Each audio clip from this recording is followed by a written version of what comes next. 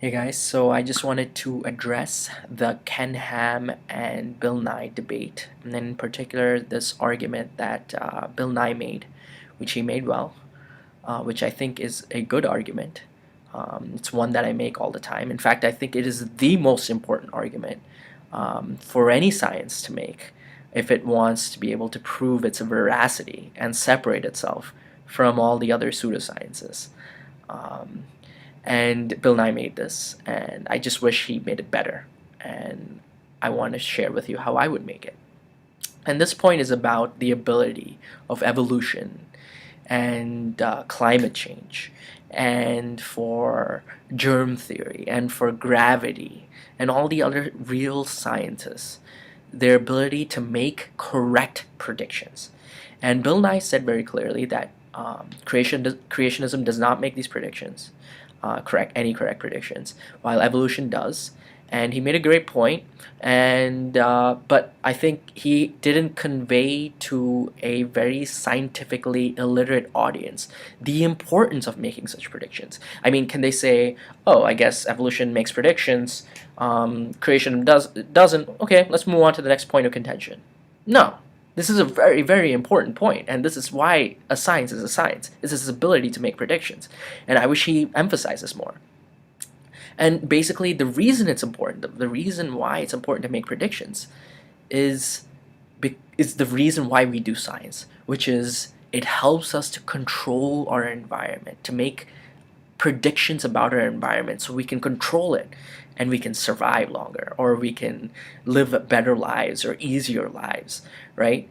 And this is why we do science, right? To make our lives easy, to make our lives longer, right? And that comes from a thorough understanding of a phenomena and the ability to make predictions about that phenomena. So let me give you a quick example. If I flick this light switch in my room, the light will turn on, right? It's a prediction that I make. Flick a light switch, and then the light turns on. So my prediction is correct, unless of course it's a fuse blew or something like that. But let's keep that stuff aside for a minute. We're making a very simple argument here, and the thing is, underlying this correct prediction is a thorough understanding of the phenomena of electricity, right? If I understand electricity well enough and I flick that switch, the light should turn on.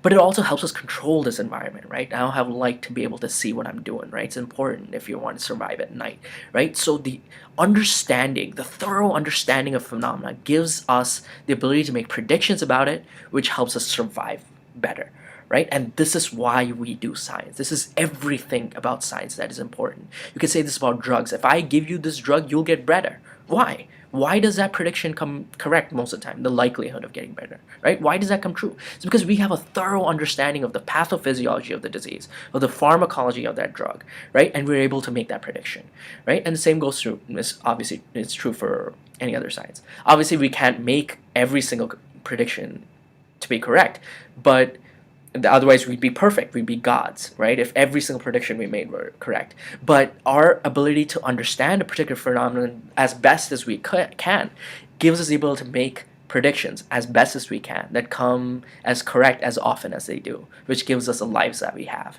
right? So this is not a minor issue, and I think this is one that he should have emphasized more. Because the thing is, like, Ken Ham comes onto that stage thinking, oh, you can give an explanation for the layers of rock. I can give an explanation for the layers of rock. You come from scientific point of view, I come from biblical point of view. So, well, it's a wash, right?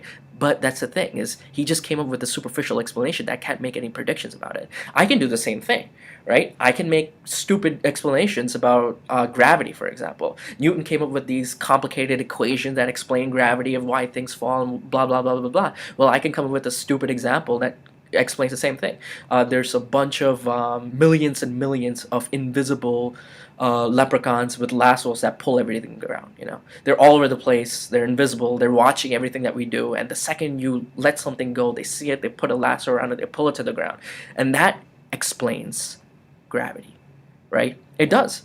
Right? It explains exactly what Newton did, right? But the difference is that Newton's explanations come with equations that give us the ability to predict exactly where a missile would land, right? Or predict where a satellite would go. right? How much initial velocity do we need to get a satellite out into orbit, or whatever, right?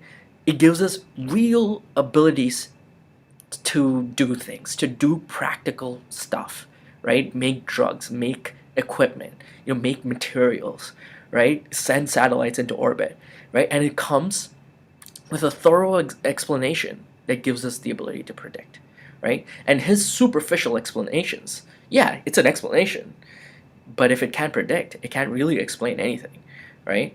So this is why I think it's important to separate the common arguments that we use with creationists, which is giving explanations for things, because they can come up with counter examples and counter explanations and all this other bullshit, right? But they can never come up with a prediction.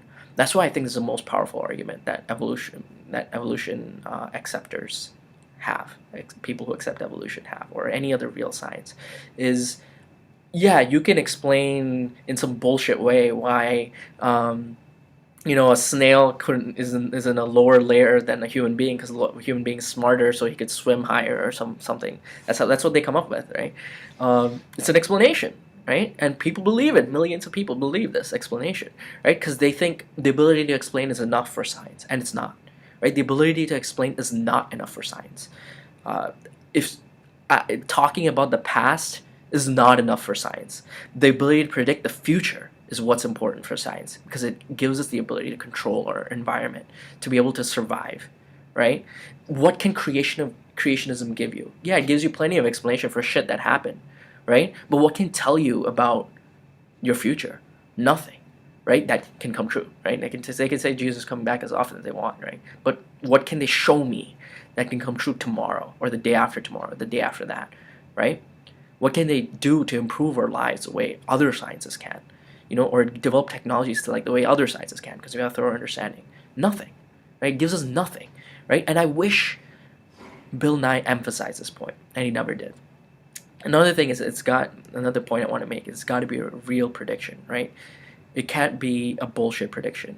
I forgot, some guy got asked to name a prediction. Again, he didn't think this was an important point. Nobody in the audience thought this was as important point as it actually is, the ability to make a prediction. But he said, he's the guy who went to jail for like 10 years for tax fraud. I forgot what his name is. Ken Hovind, right? So he said, oh, I can make predictions using creationism. If I cut a man open, he's going to have a liver right here and a heart right here, blah, blah, blah. But hold on a minute. That's not a prediction. You can say that because we've been doing dissections of human beings and surgeries for human beings for like hundreds of years, right? I'm talking about a real prediction where you don't know the answer. You say something's going to happen and you don't know the answer yet. Nobody knows the answer, and you go find out if you're right, doing whatever test is required, right? And the example that Bill Nye uses, an excellent example of Tiktaalik, right? Which is basically like a half amphibian, half fish. And the scientists reason, the actual prediction goes, the scientists reason that if you find fish in this layer and amphibians in this layer, then the intermediate has got to be in the intermediate layer, right? Time-wise, right? This is 80 million, 120 million, 100 million, right? I don't know what the exact time intervals are. But in any case, they would find it that particular layer, right? And they made that prediction. They went out, they dug, and they found it, right? But I wish he emphasized how important and how ridiculously difficult it is to get this prediction correct, right? The planet is huge. Earth is huge. And digging for shit that is underground where you cannot see is a really, really, really difficult task. And these guys pulled it off, right? They got it. They said Tiktaalik would be in that layer. They went to that layer, they dug, and they freaking found Tiktaalik. Right? That's a huge, huge deal. That's a serious prediction coming right. I wish he would emphasize that point a little bit more. Is all I'm saying.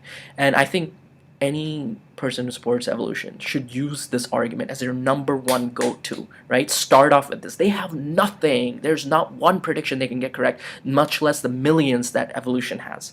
There's not one. Right? So I think people should use this a lot more and emphasize it a lot, the importance of it a lot.